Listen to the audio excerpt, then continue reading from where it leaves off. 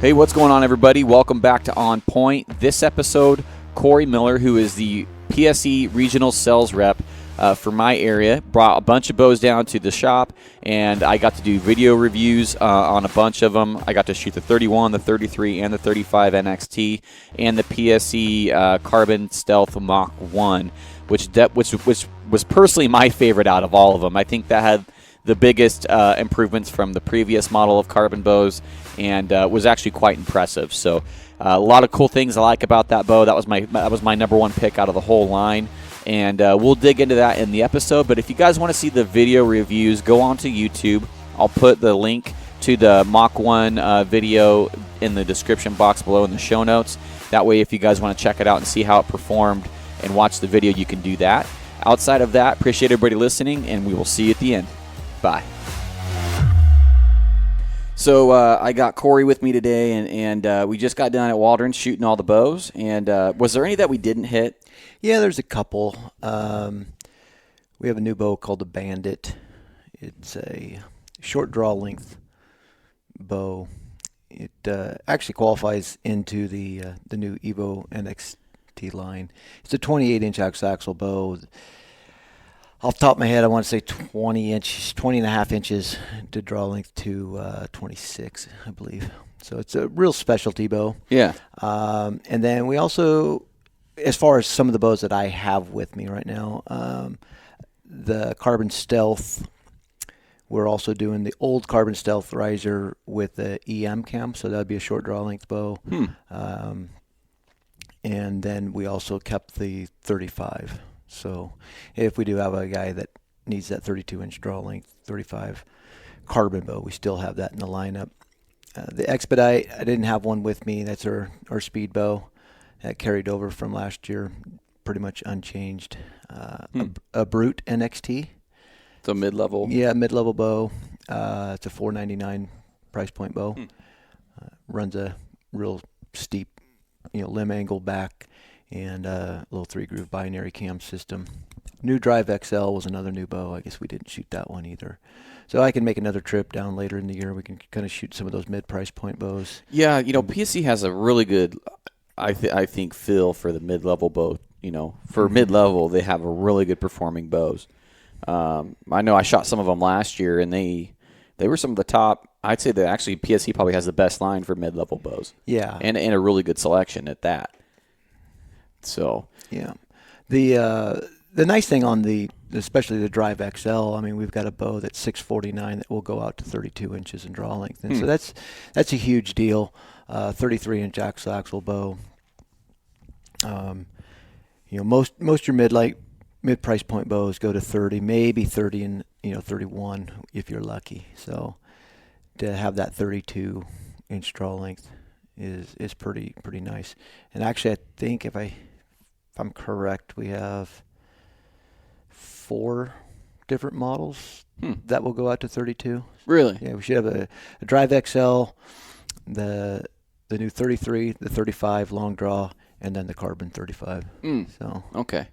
Well, let's get into some of the bows that we shot today, because there was you were up at G4 2 days ago? Yep. Okay, and so I got a phone call from a buddy that was there. And he's like, I know what one you're gonna like, and it was the Mach 1. Yep. And which is the carbon bow this year, and he was right. That was my favorite bow that I shot today. Good.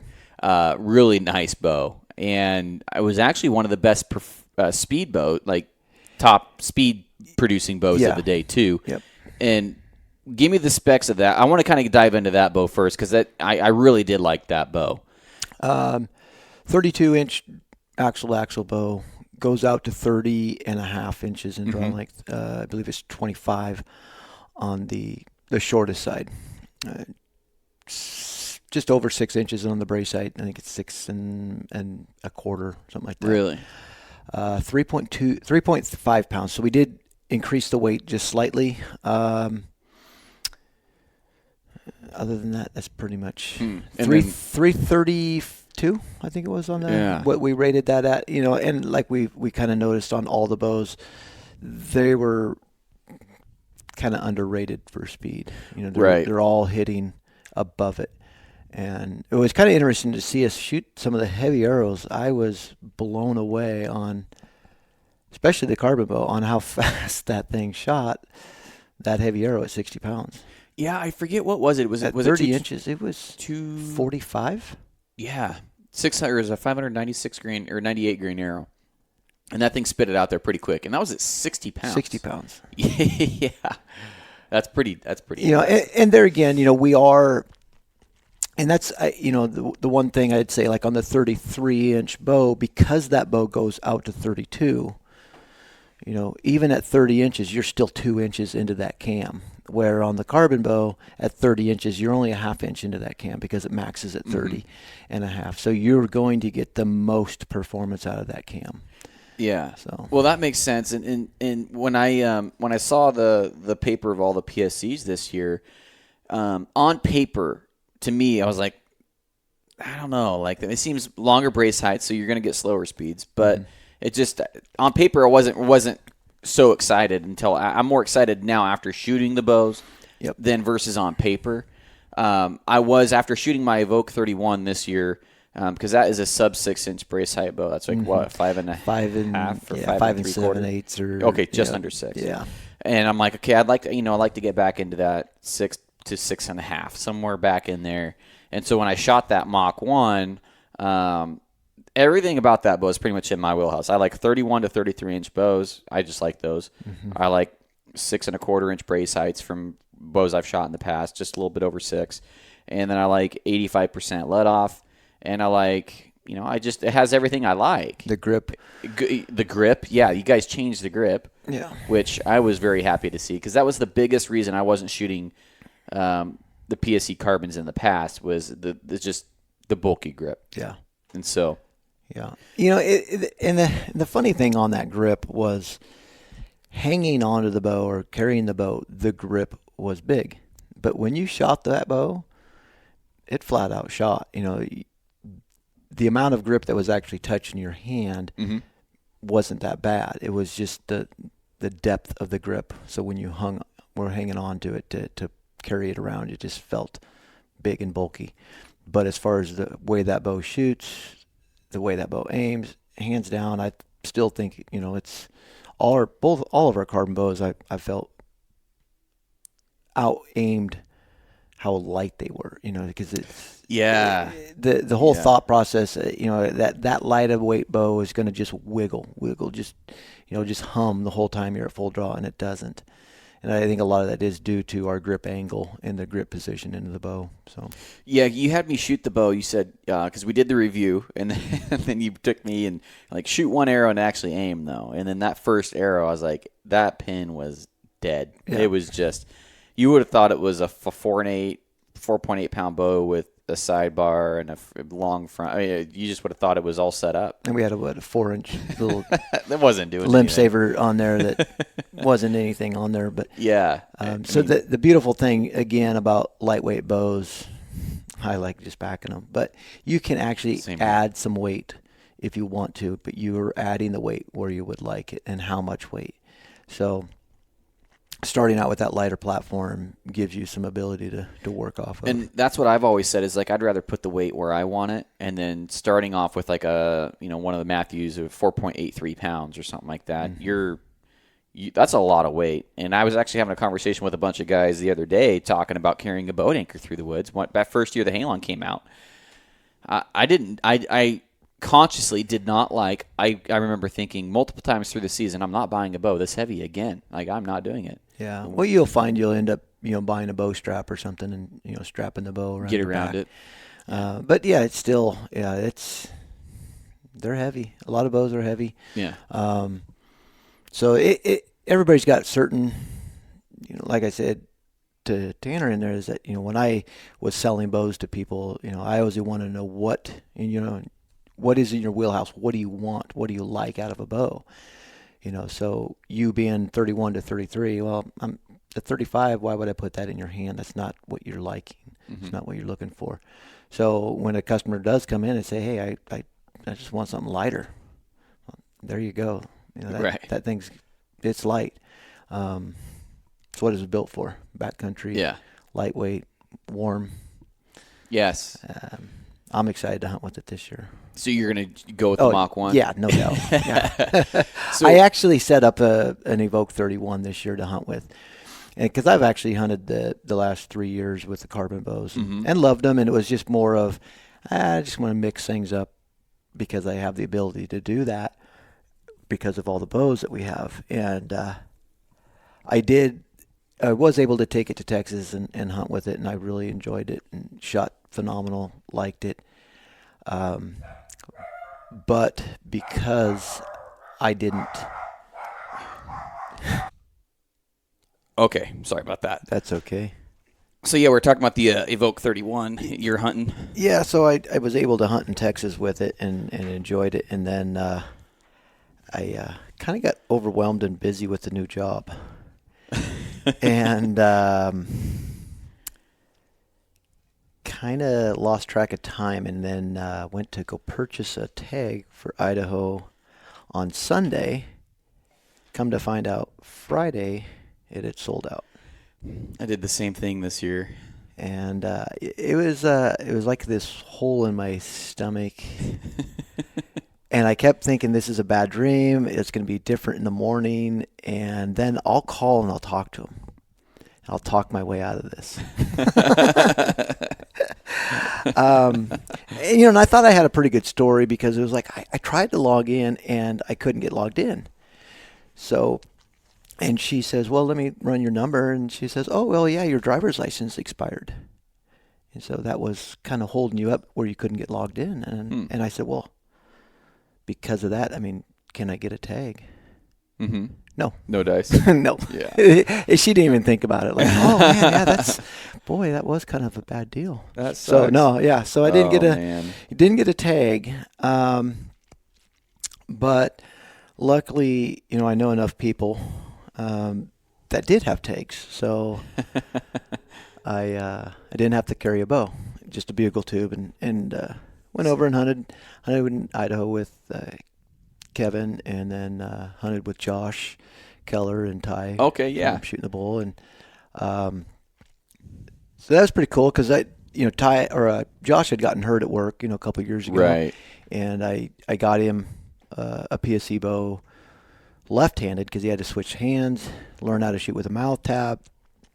So we got him into a ferocity, a real versatile bow that we could go from basically 30 pounds to 70, get him learning how to shoot a mouth tab.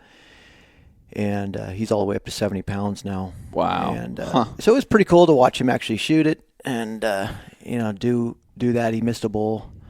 And then literally 10 minutes later, he takes the head off a grouse at like 28 yards. Really? I'm like, how'd you miss that? Okay.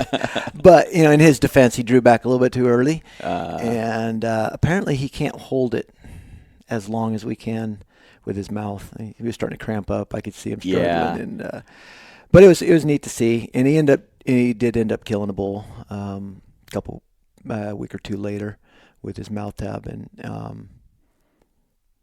kind of like Dirk was able to do the same thing, other than Dirk did it like fast forward, right? Or Josh had like a year to try and figure it out, and Dirk was like, I got like 5 days.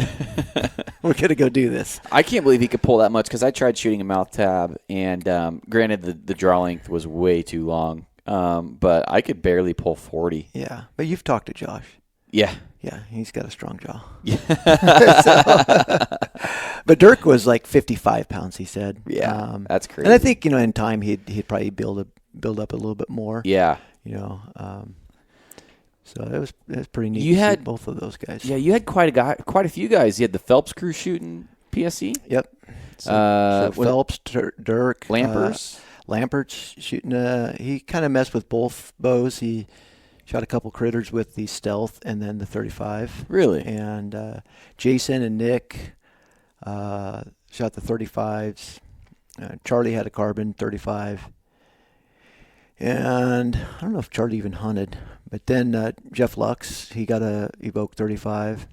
All these guys wanted these 35-inch bows. And really? Dirk was shooting a 35 also. So well, most of those guys are pretty big size. Like Phelps and Nick are big. Yeah. Dirk is big. Yeah. I'm just a little guy, so I went the 31. Yeah.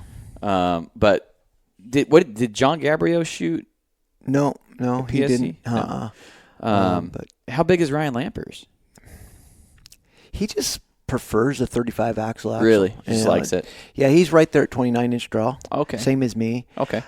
But, it was like pulling teeth, forcing him to shoot that carbon. And because it was 33 instead of that magic number of 35. And after he shot it, he was like, "You were right. I'm glad you forced me to do that. I really like that bow." Yeah. Now the challenge, we'll see if I can force him to go one more inch to get to that 32 for the Mach 1. But yeah, I'm just thinking about all the specs, man. That I've been wanting somebody to come out with a bow that hits pretty much everything right there. I really like that bow, and that's gonna be a tough bow. Shooting one of the probably what's gonna be for me one of the best bows of the year for me, and then having to shoot all the other bows, but then that was the first one he shot. It's gonna be really hard. Kind of like in an elk climb competition, if you're the first one to go and you got 7 other guys there. Yeah. We haven't seen what everybody else is going to release for the year. Yeah. But, there again, if you keep true to what makes you happy in a bow, that the brace height, the axle, the physical weight part of it, the speed part, the speed part, we can fudge with some of that stuff. You can shave a little bit of arrow weight. It's not the end of the world if you dropped 20 grains or 30 grains. I mean, you're thinking a lighted knock. Right. If I threw that lighted knock, how much energy is that? Yeah. It's not much. That's 13 grains on an X knock or 11 grains on an X knock for a nocturnal. Your typical lighted knock's 25 grains or 22 grains. So if I threw a knock at you, you're not going to feel it. Right. So if we took that little bit off of that arrow weight and picked up 8 more feet or 10 feet. Yeah. What's it? It didn't change. Yeah, I think if you're blaming a knock, you got more problems. Yeah, but, but going from like a 480 grain arrow to a 460. Right. You're not going to notice that. Yeah. And if I can do that and pick up to get to my speed, I think my speed number is more important than my certain physical weight of an arrow. I still like my pin gap 275, 285. And so if that happens to be on this particular model of a bow 440, then that's what it's going to be. If it happens to be 480, that's what it's going to be. You and I are very similar there because I like shooting 280, 285. That's my range, and I build my arrow around that. Mm-hmm. And so I like shooting faster bows because I can shoot a heavier arrow and still be in that 280. And this is the first year. This is the heaviest arrow I shot this ever is 535. Shooting at 260. Yeah, it's a heavy arrow, and I'm shooting 260. I don't really care for the trajectory, but I'm smoking through stuff. Yeah. But so. And see, I shot that, was it last year or the year before? And, it killed my elk and everything, but man, after watching that arrow lob, and I was only off a couple yards, and I swore, I'm like, yep, I'm not doing that again. Yeah. And I'm still on the fence on the blow through. How so? Because I shoot fixed heads. Uh-huh. I feel if my arrow is still in it, I am continually working. Right. As every step it takes, it's doing something.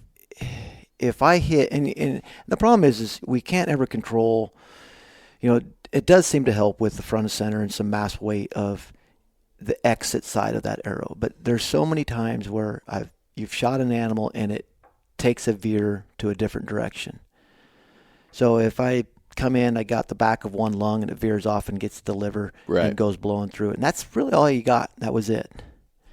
Versus if it did that and it lodged in there and now it's either going to go liver guts, that makes him sick really fast and he wants to lay down, or it's going to go liver, lung, every step.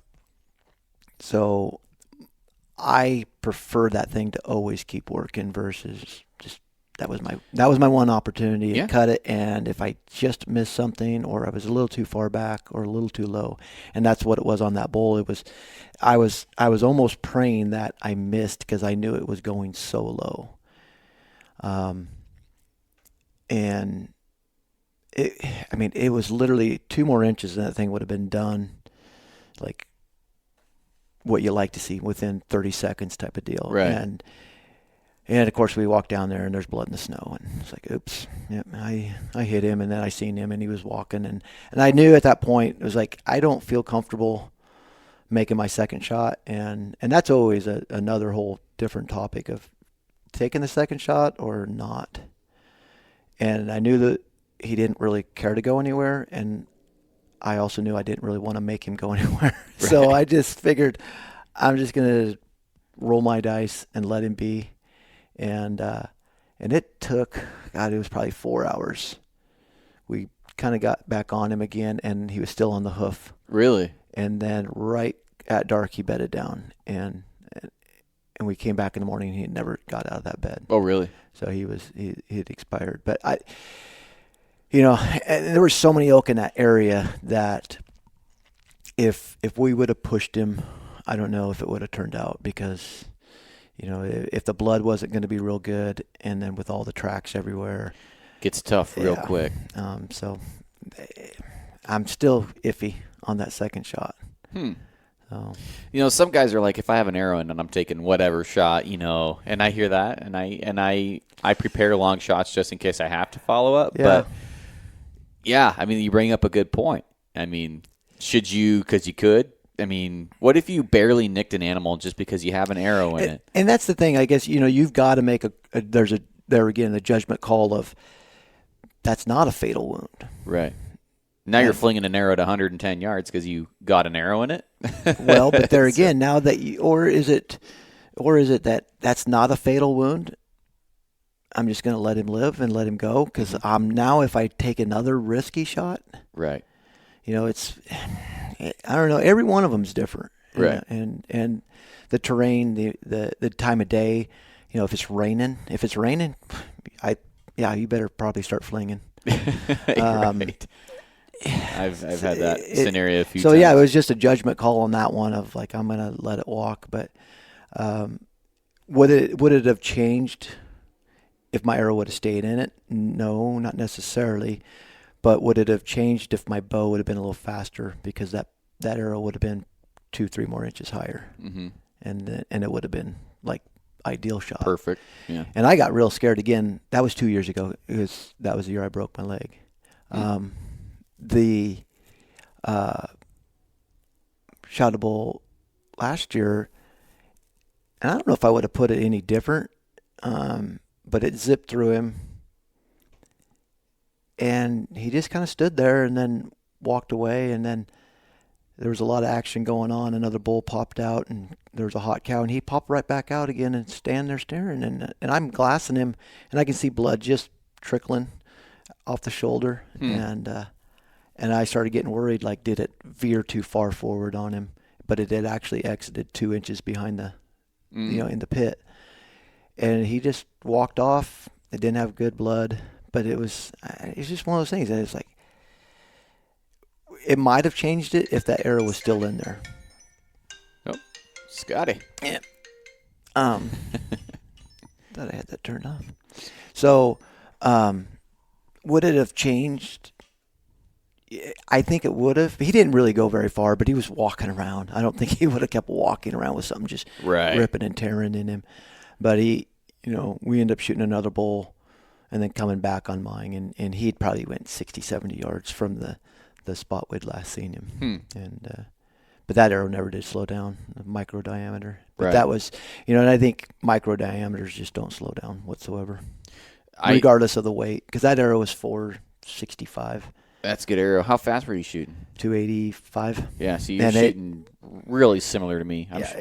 It didn't. I never did find it. It didn't slow down. Yeah. See, I'm usually around 450, 460, 280, 282.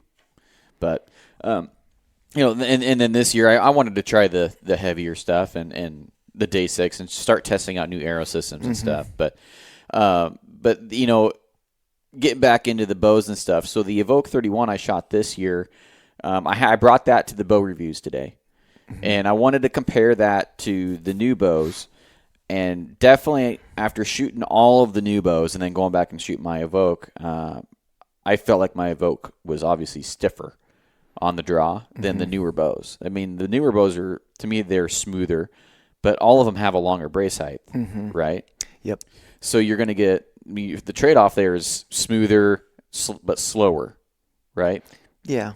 Like slow sounds terrible. Slower, yeah, yeah. But and really, when you look at it, we lost a little bit of speed because of the limb angle. So we're not working the limb as hard or as much as we were like on yours, and then we increased the brace height. So two of those things you're going to lose a little bit of speed in that. But us at PSE, we'd all kind of some of the majority of what people kept saying was, I like your bows, I love the cam, but it quite doesn't feel as well as maybe somebody else's bow. And so we addressed that. Feels better. The new grip. And the grip was the other thing was people were, it's probably been 2 years, 3 years, probably 3 years or 4 years if you talk to certain dealers, but really kept getting more and more speed on the amount of dealers that kept asking for a grip. Really? And so I was a little nervous because I haven't shot a grip in 13 years, 14 years, easily. Nervous about it. Grips are just funny. You get the wrong grip, just because you have a grip doesn't mean it's good then. And we hit a home run, I think, on it, because everybody that I've had shoot that grip loves it. Not everybody. I mean, nobody didn't like it. I'd say that. There's guys that I like it. I could shoot it. I would shoot it. And then a majority of the people were just like, you guys hit a home run. I love this. This is what I've been waiting for. Yeah. What I like in the grip is how hard is it for me to find the same repeated hand position. Yep. And for me, it fit my hand. I felt like it fit it perfectly. I've always been a huge fan of the Hoyt grips. I think they've had some of the best grips in the market for a long time. This, to me, would compete or be slightly better. It'd absolutely be better than my RX-1, which was the last bow that Hoyt that I owned. This is probably one of my favorite grips I've ever held, period. Yeah. It is. It feels really good. And the part that I really like about it is the part where my thumb kind of wraps around the riser, because that, to me, I've had bows that don't feel good right here on top of my thumb and kind of where that bone is. Yeah. This bow feels really good. I mean, it really, I'm not just saying that because you're on here. I mean, the grip is good. You guys did hit a home run with that, and I like it. Yeah. I like it a lot. The other thing that I really liked about the new bows, the Mach 1 didn't have it, I don't think. No, but you can, and I think the biggest reason was, going back to the whole warmth. The aluminums are cold, and the carbon's not. So we didn't really feel like it, but you can actually take that grip, and it will slide over that. But you'll have to use double-sided sticky tape to keep it on there instead of on the aluminum bows we have it drilled and tapped, and so we bolted on there. So there's no tape on it. The Mach grip I like too. Yeah, I mean it's sleeker. It's a lot like the older ones, but just sleeker. Really, right? I mean that's about all you guys did to it. Yep. But it feels way better to me. Yeah. I don't like a big blocky grip. I like those sleeker style grips. Another thing that I really liked, which I hadn't seen anybody else do this yet, is the basically a double stabilizer option. Yep. So you have a traditional spot where your stabilizer would go, and then you have one down by the limb pocket almost, on the bottom limb pocket. And that made a huge difference in the way that the bows held. And which one did we? 35. The 35 we played with. And then the 33. And both of them actually. The 33 and 35. Obviously you could tell a bigger difference on the 35, but I did like it more with the bottom mount. Yeah. And for me, I felt like it held a little bit better with the bottom mount. Yeah. What have you been hearing with that? Everybody that's shot it said it changed the way the bow felt on the shot and the way the bow held. So it's kind of a big deal. I mean, that's one of the most important parts about a bow is how well does it hold. Who cares if it has no vibration and it's super fast, if it wiggles the whole time, it doesn't want to hold still. So getting a bow to hold it on target real well, it's a plus. The cool thing is having the standard hole, a guy who runs a wrist strap, he can still bolt his wrist strap to that standard hole. We didn't like eliminate it and just run it super low into the bow. Yeah, I didn't think about that. Yeah, I didn't run a wrist strap this year. First time I've ever not had one. Yeah. Ever. You probably won't have to on ours again. I just the bow don't it jump. never bothered me. Like I'm like Yeah. I don't ever really need this. But there was a chick that lost a bow off a cliff this year at one of the shoots. Did you see or hear about that? Yeah. I don't know who it was, but somebody lost a bow off a cliff or something. Well, they found it. They did that. Yeah, probably wasn't worth much by the time she got it. But so there is a use for him. But this year it never. I was just lazy. I was in a hurry to get a good bow, and thanks to you, I got that Evoke like really quickly, and because I was my audience knows what I was going through with that bow tech, but was able to definitely get me back up and shooting pretty quickly. Good. So, but I want to talk about some of the other changes that I saw. So the rollers cable system is different. Yep. What happened there? Why'd you guys go back to the cable? It was just a minute little deal about consistency and getting good feedback from target archers who are just super, super anal about anything. Mm-hmm. And it's nice if you can take great target stuff and apply it to your hunting stuff. It's just for the better. But kind of on anything that flexes. So the cable guard, if a cable guard moves in or out, it will change the tune of a bow, change your sight picture, or not your sight picture necessarily, but your impacting points on you're going to shoot left and right. And if you can't control that with temperature changes, then we start running into left and right issues throughout the day. And so going to just a standard rod, we didn't feel that there was enough benefits of taking out some lateral torque in a bow to keep with that and just go back to that rod. So a lot just more consistent, more stable of doing that. So a lot of these changes are probably higher level than a lot of just regular hunters would even notice. Most I shot the standard cable rod on my hunting bow and didn't notice it. On my target bow, I did. I changed it out to a solid rod last year. Oh, you did? Yeah.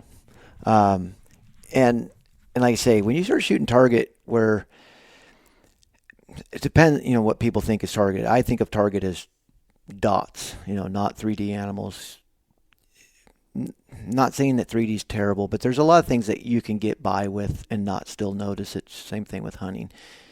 But where you're aiming, where the dot is, and you can start identifying things so much faster on known distances. There's really no excuses to miss, and so you can identify that faster.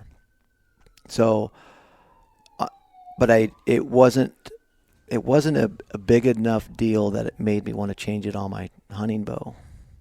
It was fine on my hunting bow.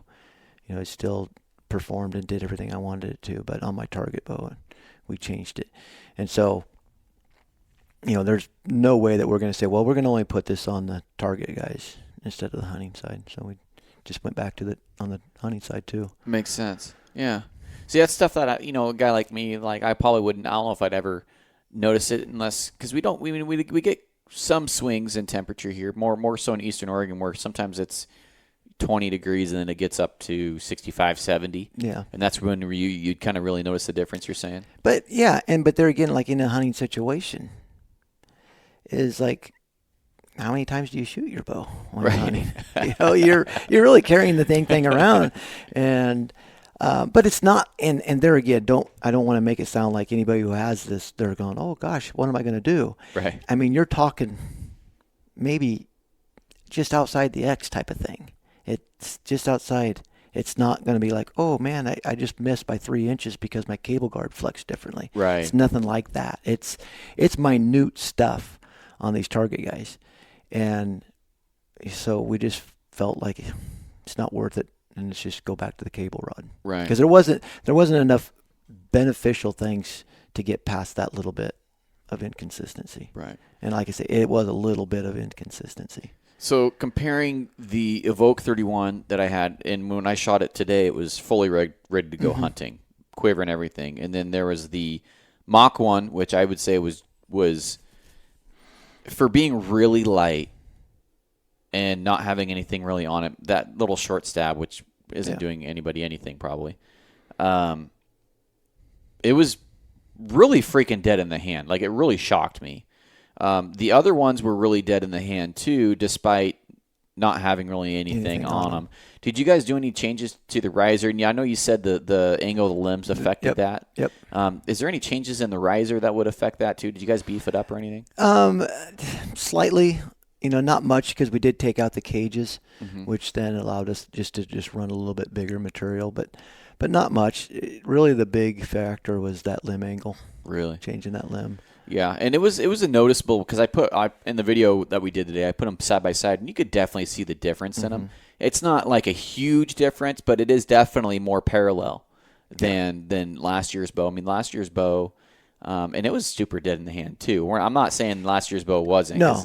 I really do like my Evoke but, a lot. when you compared it to some of the other bows out there, you're like, well, yeah, this one's got a little bit more than that one. For me, vibration or jump or any of that stuff was never, if I had to list, what makes my bow, it's definitely not that. How does the bow aim is number one. How do I feel at full draw with it, number two. The balance of it, I can kind of usually finagle with some stabilizations, getting the pressure points on, but the grip angle is another huge deal for me. I can't shoot straight up and down risers. I got to have a little bit of, but not a super high wrist like a recurve. Right. So that grip angle has always fit my hand perfectly on how much pressure I get into the heel of my bow on my hand. But vibration, the arrow's gone. It doesn't really mean a beans. Right. So aimability is the biggest thing for me. So, but if you can take it out, then hey, it's a win. Right. It's never deterred me from one bow to the other. So, if we're going to compare apples to apples this year, the 31 versus the 31, because you guys had the NXT 31, right? Mm-hmm. Do you remember what the speed comparisons were? I don't remember. It was roughly 10 to 12 feet difference. Yeah. That's not a huge difference. I mean, it's significant in the archery world, but when you're adding an inch on your brace. Yeah. Well, I think we gained a half inch on that one. Half inch? Yeah. Okay. Yeah, because you're 6.25, I think, right? Or six and a half on the 31. 6.5 on the 31. Yeah. And it was, so just over half an inch and more in brace height, I guess it is. Yeah. It feels better, more brace height. 10 feet. 10 feet is 30 grains of an arrow, or 25 grains of an arrow. I would rather move arrow weight than I would move poundage. So if I wanted to pick up 10 feet, I wouldn't add 5 pounds of draw weight or 6 pounds of draw weight to get to that 10 feet. Right. I'd rather shave a little bit off that arrow weight. Right. Well, I think I already asked you this, but this not on air. What did you guys do IBO with this year? Was it 90%? How we tested it? Yeah. I don't know on that, honestly. Okay. But it seems like we're getting faster speeds than, like we already mentioned, on all the all the bows. From last year, and I haven't really put these. I've been driving. I haven't been a lot of time behind the bow yet. But from last year, I was seeing roughly 1 to 2 feet difference from a 90% to an 80%. And mainly, like I kind of talked about that before, is that when you move that draw peg, or your let-off peg, it actually increases the draw length slightly. So the performance of the cam loses some performance when you go to 90%, but you picked up kind of that performance because you increased your draw length by a quarter inch. So it kind of going back to some of this magical tuning stuff. There's only so many ways that you gain speed. Draw length. I've been thinking about going Poundage. down to 80 with my hinge, because I've been shooting my hinge, and it's like, man, like I feel really good at 28, but I'm like, I haven't played with it yet at the lower 80% let off, and it's really getting me thinking to try it. I tried it on which bow did I try? Your target bow today, and I was getting pulled off the back wall a little bit. I got a little lazy 75. on it. 75. Yeah. I think 80. I don't know. I'm shooting that Evoke. I'm pounding right now with that Evoke. I mean, I was shooting it Vegas 3-spot while we were there, and I don't know if after like my first 2 arrows, I don't know if I ever left the 10. I mean, I was that's a shooter. But your this year's bow or should be easier to do that with, in my opinion, because it's just the only thing I wish that Evoke was a longer brace height, and then we would have the NXT 31 basically. Yeah. Yeah. And that's So, but I think honestly, you kind of put your stabilizers on the Mach 1. Yeah. I think you're going to be blown away on how well that bow is going to sit on target. I mean, that bow's even without the stabilizer on there, it was holding. Well, just looking at how you got your Evoke set up, I mean, you're talking 2 pounds probably difference between that bow, because you got an equalizer full of heavy 500 grain arrows. Oh, that was a spot hog sight. That was the equalizer was Tanner's. Oh, that's right. I'm loaning him. He's shooting the one before he's shooting the Evolve. Yeah. And but I've got the quick disconnect with the 10-inch spider stab, but I've got 535 grain arrows with the tight spot. The spot hogs aren't light. Is that a multi-pin spot hog? Yeah, 3-pin. Yeah, so you got the really heavy head. Mm-hmm. Yeah, it's yeah. And then outside of that, it's probably easy 2 pound difference. You'd think, yeah, because that if you put all that stuff onto the, if you put it all onto the Mach 1, you're going to be a pound lighter than where you are now. I wouldn't mind that. But just going from apples to apples of playing, how well did the Mach 1 shoot or aim compared to the bow that I'm shooting right now? Being 2 pounds lighter, that's a lot of difference in physical weight of a bow to judge and say, wow, it still is aiming just as well as my other bow. I want to talk about carbon versus aluminum. There was a big conversation the other day I was having with some guys, and some of them didn't understand carbon. Why would somebody choose carbon for any performance reasons, or is it just for the cold weather, small weight reduction? It's minute. Technically, it's stiffer of a riser, so you're not going to have as much riser flex. So that's a benefit. A stiffer riser is going to aim better, hold better, and reproduce the same shot over and over, whether or not you're under stress or not under stress. That's why you'll see a lot of target bows with a cage type of riser. It stiffens that riser up tremendously, or they're really starting to bulk them up, trying to get that riser not to flex, and so those are your biggest things. I didn't know the carbon risers were stiffer. That's interesting, because most guys are just saying, "Oh, it's lighter." Well, I mean, it's whether or not it's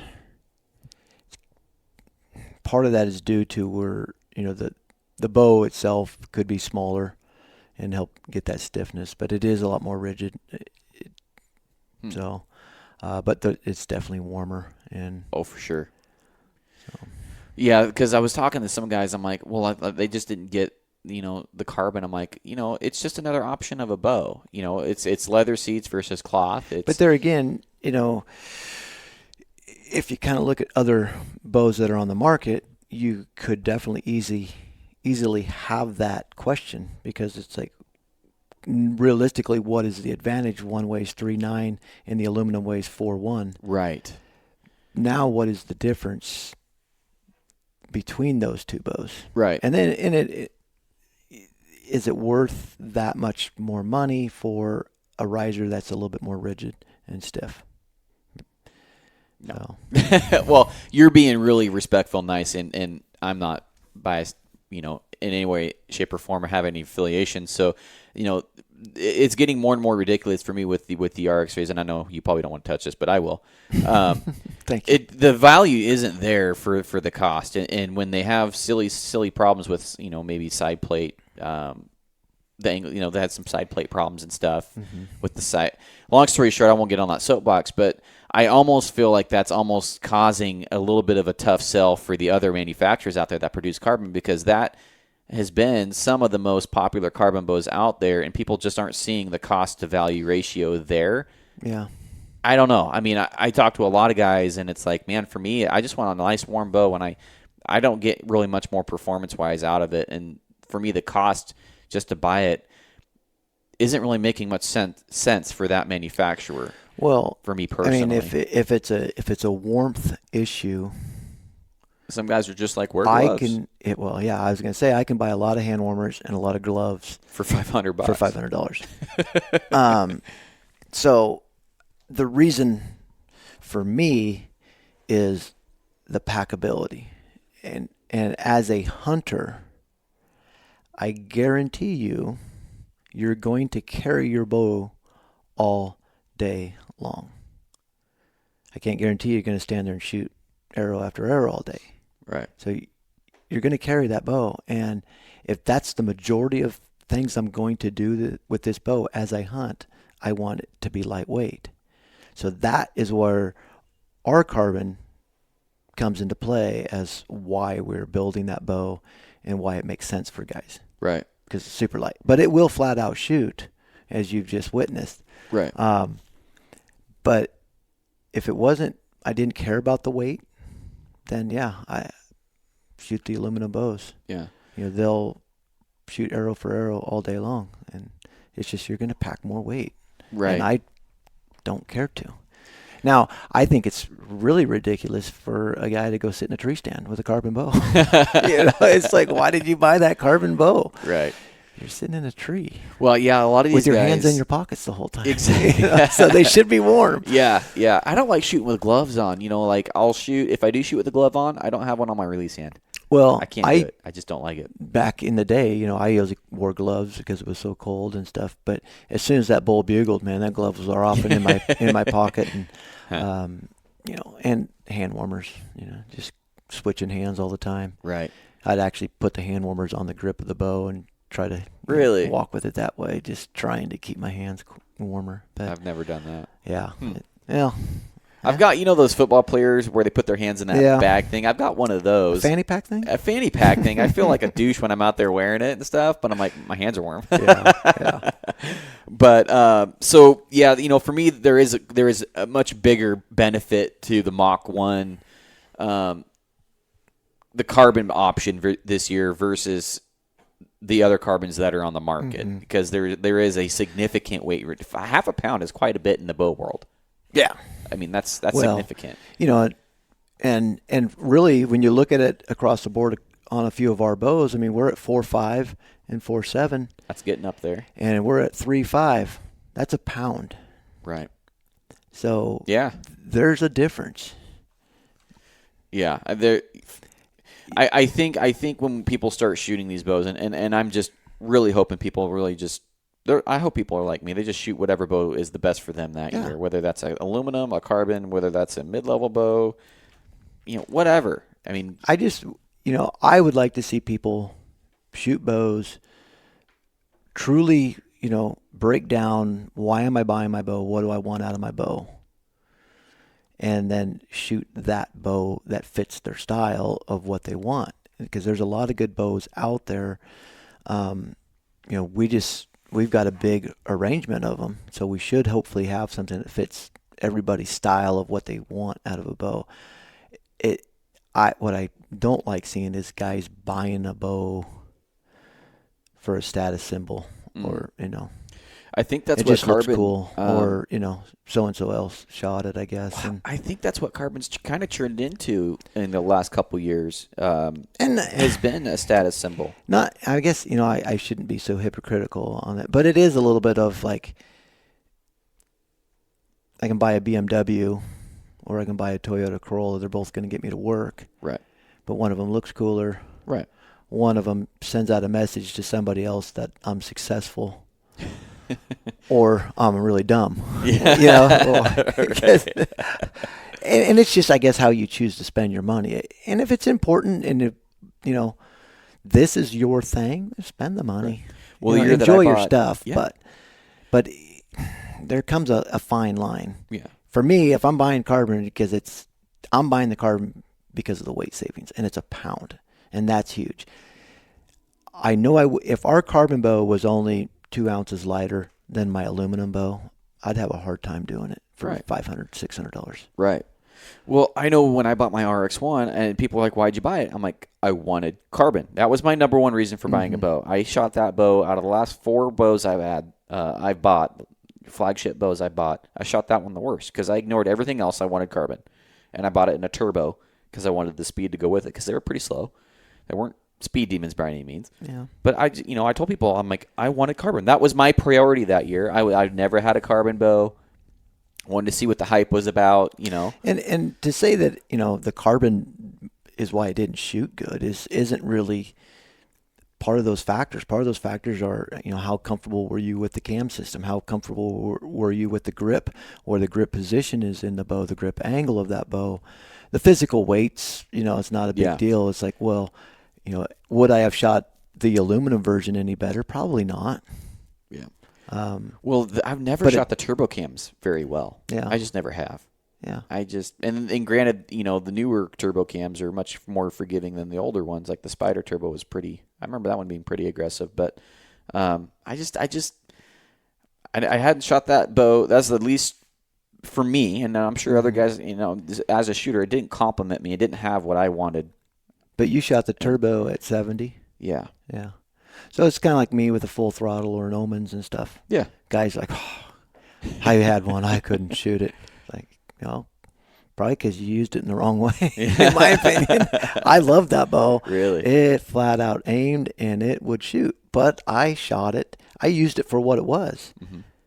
I can shoot 58 pounds. I don't need to shoot 70 pounds because that bow, I didn't want it at 70 pounds. I wanted nothing to do with that bow at 70 pounds. Because I'll agree with you if you said, I couldn't shoot it. You shooting it at 70? Like, yeah, I couldn't shoot it either. But at least I didn't want to. But that bow at 58 pounds, it was like, this is a dream. Right. I pull it with no problem. And the riser design on that bow was phenomenal. The grip was great. It was a 33-inch axle bow. And man, I could shoot a heavy arrow at hardly any kind of poundage and shoot fast. Well, one thing that you and I talked about while shooting the Mach 1 today was the low let-off mods with the 60-pound bow.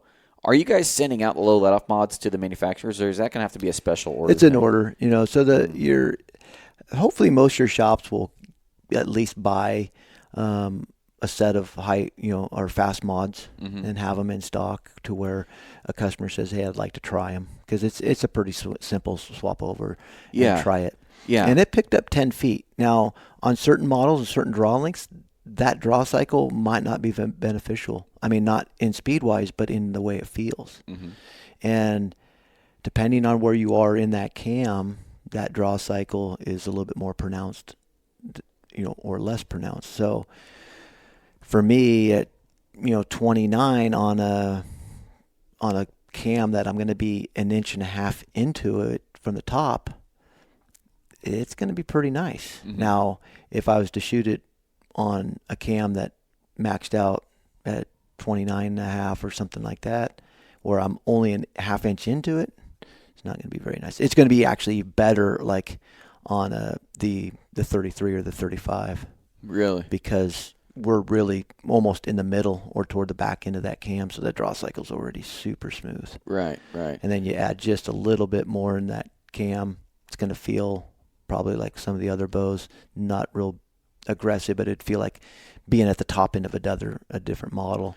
Makes sense. So, yeah, well, when we put that fast one on there, you guys are what are you calling the mod? It's just a performance mod. It's a fast low let-off mod. Okay. When you put the fast mod on there, I was expecting it to be more jumpy. And granted, it was only at 60 pounds, but it didn't. The trade-off for the a little bit more aggressive, I think we had it on the 70-pounder, on the 33 for you. Did we? Yeah. I see. I didn't see it. It seemed worth it. But there again, like I said, on that bow goes up to 32 inches in draw length. You at 28, you're right 4 inches into that cam. Now, we put that speed mod on the 31.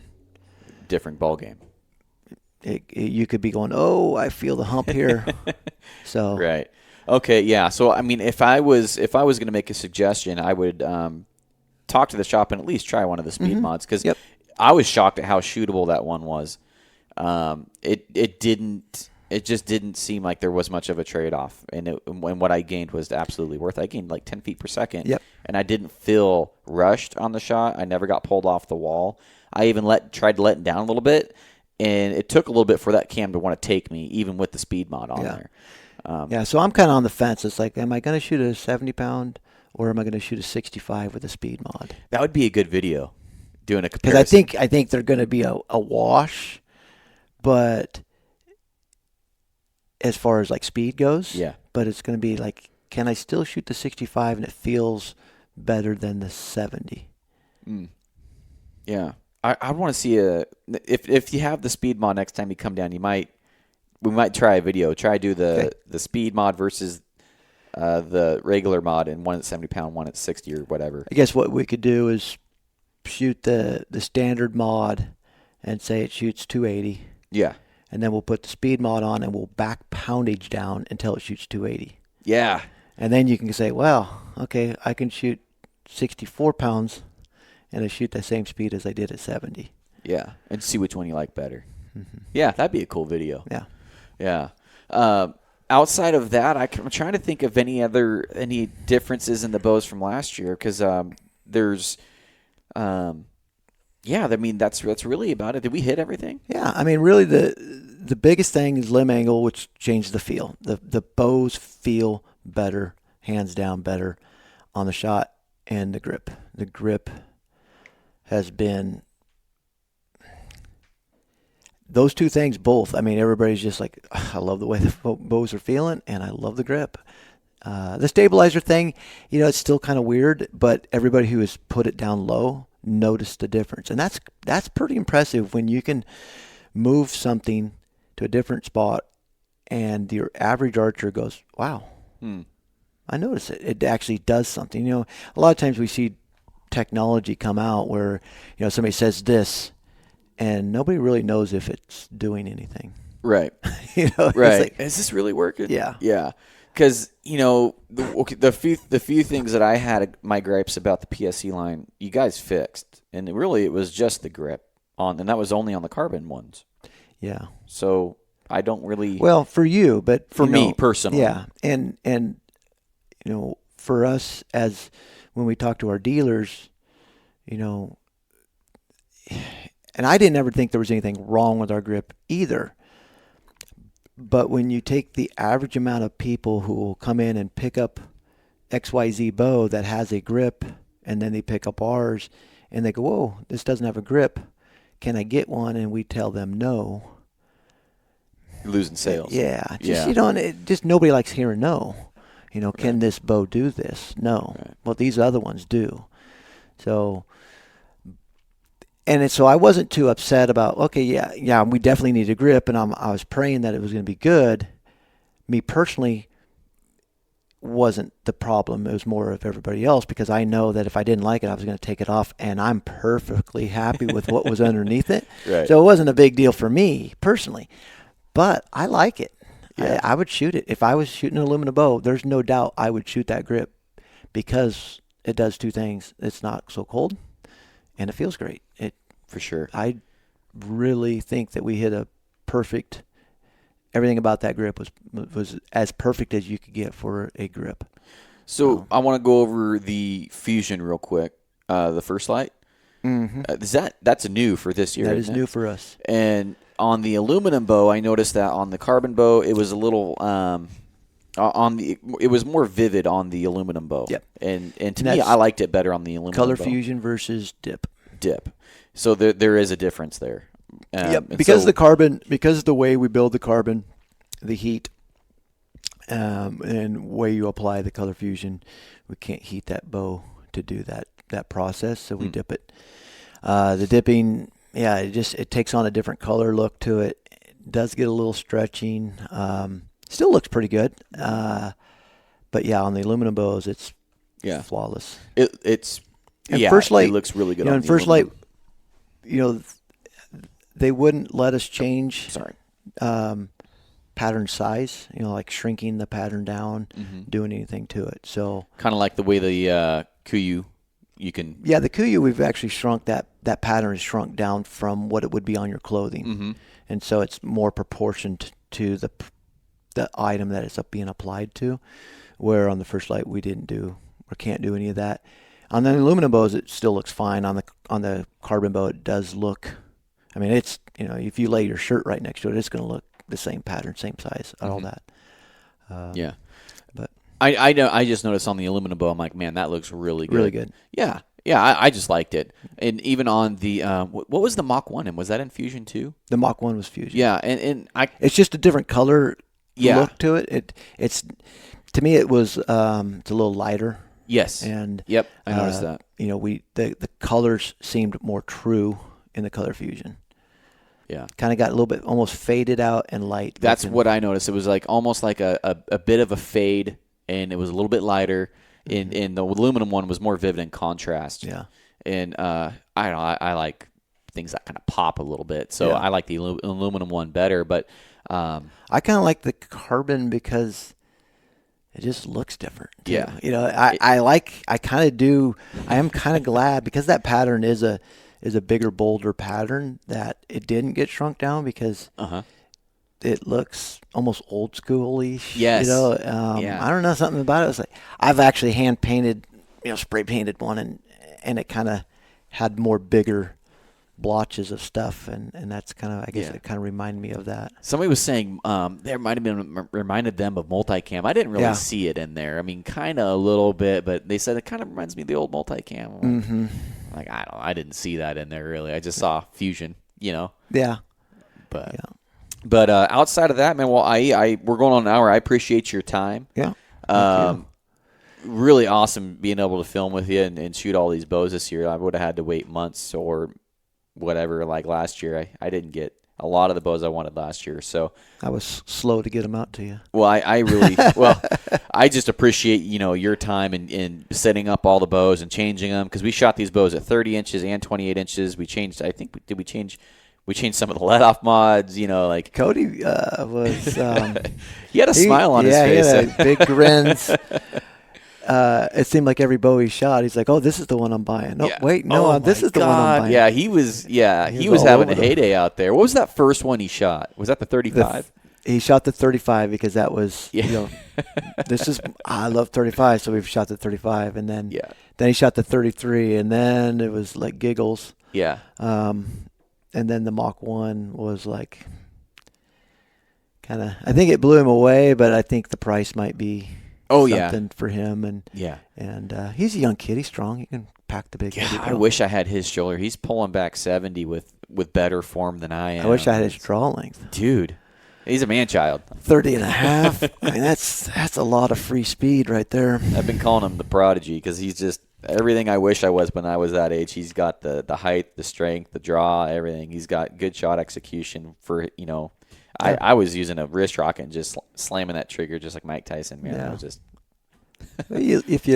that's the biggest thing is just if you learn right the first time, it is so much easier. And so many people learn how to shoot releases or shoot bows wrong, but not wrong enough that they're not successful at it. You know what I mean? So Absolutely. I mean, they're like, oh yeah, I've been doing what I feel is pretty good, and then they just can't get it figured out. Right. Well, the dogs are saying the dogs are telling us to hang it up. So, but I appreciate your time, man. And when you come back down here, we'll have to do some more videos. Yeah, we'll do a little bit of that speed deal, poundage deal. That'd be an interesting video. And then we'll do some mid-price point bows. Sweet. That's an important line. You know, not everybody wants to spend $1,000 plus. No, and after I did that budget boat challenge, a lot of guys were messaging me and saying, thanks, I don't feel like a cheap, or I don't feel like I'm not worthy to go out there with my $300-$400 bow. Like it empowered people. They're seeing all these famous ones. Which I thought was interesting. Cameron Haynes isn't using a carbon bow this year; he's using one of the aluminum bows. He went back to aluminum, which I thought was interesting. What'd the bros do?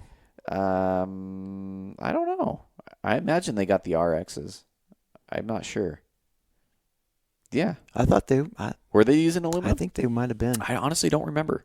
But, for me, starting with PSE in April, so I haven't had a full year at But for me, my number one selling bow that I sold probably the most of was a Drive XL. Really? Just the big one? Big XL went out to 32 inches. The price point on it was fantastic. That bow, just meat and potatoes, easy bow. It was a great bow. All the shops loved it. So really? we kind of did a little bit of change into the bow, maybe stiffened up the riser a little bit better. So, well, if we can get PSE, my local shop here, and then I can get the rest of the bows from the rest of the lines, I'd really like to put that Mach 1 up to my favorite bows from the other manufacturers this year. Yeah. It's just, I'm almost slighted because this is like, I know this is going to be one of my favorite bows this year, just based off of everything I've shot. But judging, I'm still blown away on how fast that Carbon Mach shot, 1. that Mach 1 shot at 30 inches with that heavy arrow. I was blown away. So getting that bow at 70 pounds and then running it against the other bows. That's going to be a top contender this year. And I'm talking out my ass because I haven't shot the other bows yet. But from a guy that shoots all of the bows every year, I can tell you this one's going to be one of the top bows this year. The Mach 1 will be. If guys can swallow the, was it $1,500? $1,599. Yeah, if they can swallow the $1,599 price tag, which they've been selling RX3s or whatever for $1,650 or whatever. Mm-hmm. This should kick the crap out of the RX3. Whatever new bow they come out with this year, they're really going to have to step up their game to compete with the Mach 1 for sure. And I'm glad to see that the value is finally there for a guy buying a carbon bow. I'm saying that, and I haven't really given much time to the old PSE carbons just because I'm one of those guys that shot it with the grip. But now that I'm taking a more honest look at them, they're going to have to step up their game to catch you guys this year. Yeah. I hope so. Yeah. You wouldn't mind anyways. No. I think we got a strong lineup from top to bottom this year. So Yeah, that Mach 1, man. I'm going to be talking about that boat quite a bit, I think. But if we can get him in here and then I can do side-by-side comparisons, I'll have a better idea what we're dealing with. But if that bow was out last year, I probably would have bought it, even over the Evoque 31. Well, yeah. I mean, if you can, you would have. Like I say, it's a financial thing because the performance is there, but that weight savings for me is everything. Right. Yeah. Totally agree. So. All right, man. Well, I appreciate your time, and thank you. We'll get you back down here. Yeah, it was fun. All right. See ya. All right. All right, guys, thanks for listening. That's this episode of the podcast. Thanks, Cory, for coming on to the show. And we will probably be doing more videos in the future with Cory when he brings more bows back to Arkansas. All right, guys, that's this episode of the podcast. Be sure to go check out that YouTube channel. You can either find it by clicking the link below in the show notes, or you can actually type in Garrett Weaver, 2 R's, 2 T's, space Weaver, and I should pull right up. It'll be one of the first channels to pull right up, and you can just click, make sure you hit the bell icon so you get notifications when I upload. But the PSE line came out first, and that is why we're doing this one first. I plan on doing all the manufacturers locally that I have available to me as soon as they come out, as quickly as I can, and try and get you guys that information. So this is always a really popular time of year to do the YouTube video reviews and do podcasts about what's out, because everybody's always wanting to know. And I really hope this was some good information for you guys. So as always, appreciate you listening to the show, and I'll see you on the next one. Bye.